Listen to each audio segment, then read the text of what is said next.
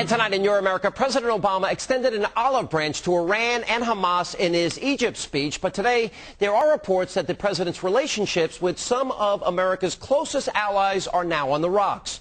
Now, the Obamas are set to arrive in France in just a few hours, but they have turned down a dinner invitation from French President Sarkozy during that visit. Now, that snub caused an uproar in the French press. And Mr. Obama's relationship with the German Chancellor Merkel, well, that's also reportedly experiencing some turbulence thanks to both private and public criticisms of Germany by administration officials. Joining me now to sort through all of this is columnist, you see him often on National Review Online, Mark Steyn. Mark, good to see you.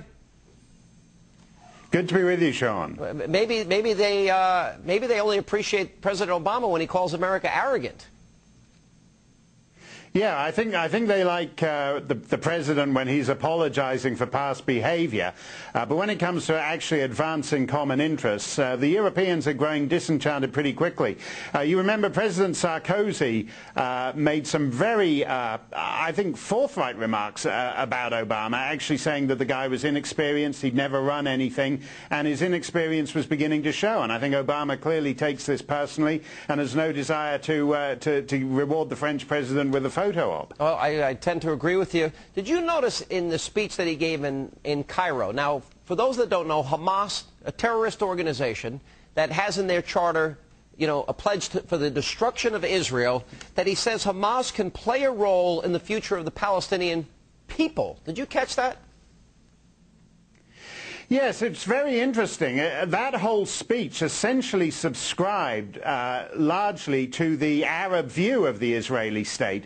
That in effect, if you notice, he began by talking about the Holocaust and then talked about the Palestinian people. And essentially, he lent credence to the idea, which is widely held by Hamas and by Ahmadinejad and all kinds of other people, that effectively the state of Israel is a sort of European colonial imposition on the Muslim world in return for to compensate for the Holocaust in Europe. That is not the case, and he gave an awful lot of hostages to rhetorical fortune in suggesting that. I don't often agree with Anthony Weiner, but I thought he made a good point when he said the president went beyond what is appropriate to go in dealing with another democracy. And I'm thinking about this. He was more critical has been more critical of the U.S., more critical of our democratic friends than, when you really look at it, than he is of our enemies or totalitarian governments or governments that subjugate women.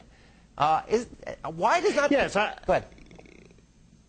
Go ahead. Yeah, I mean, you mentioned the women's point. He essentially gave a few remarks about the need for women's rights in the Arab world, but at the same time, he praised the institutional stability that oppresses women's rights throughout the Muslim world. I thought his speech, it's interesting to me how the soaring rhetoric with Obama increasingly curdles almost as soon as it's left his mouth. It sounded great as he was uttering it. It was a beautiful speech, as I believe the Iranian said, but to all intents and purposes, it was absolutely meaningless because it was the soft option. He doesn't have any serious plans to advance women's rights in the Muslim world. Did you notice the emergence of the very things, all the things that were off the table during the election about his Muslim roots, even his full name, Barack Hussein Obama, his family's, Muslims in his family, and also the absence of how we liberated Kuwaiti Muslims, we fed Somali Muslims, we protected Bosnian Muslims, and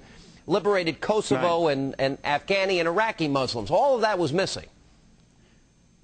Yeah, he apologized for America's relations with the Muslim world. The reality, as you say, Sean, is that during the 1990s, the United States military basically served as a Muslim rapid reaction force. When Muslims were in difficulty in the Balkans, when Muslims were in difficulty in Kuwait, when Muslims were in difficulty in Africa, in Somalia, it was the U.S. military who went in. And this idea of the president essentially repudiating what was done, the humanitarian efforts made for Islam by the United States, where it had no particular strategic interest, is quite amazing. Did you find it odd, no mention of terror, terrorism, terrorists, and then Iran can have nuclear power, but we're stuck with solar panels and windmills?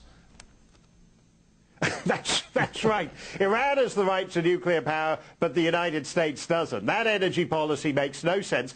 Even more interestingly, Sean, he gave an explicit line in which he said that no single nation has the right to say whether another country should or should not become a nuclear power.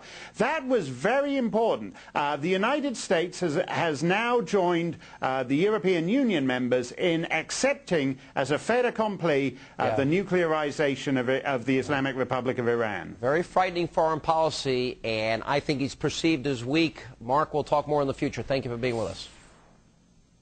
Thanks a lot, Sean.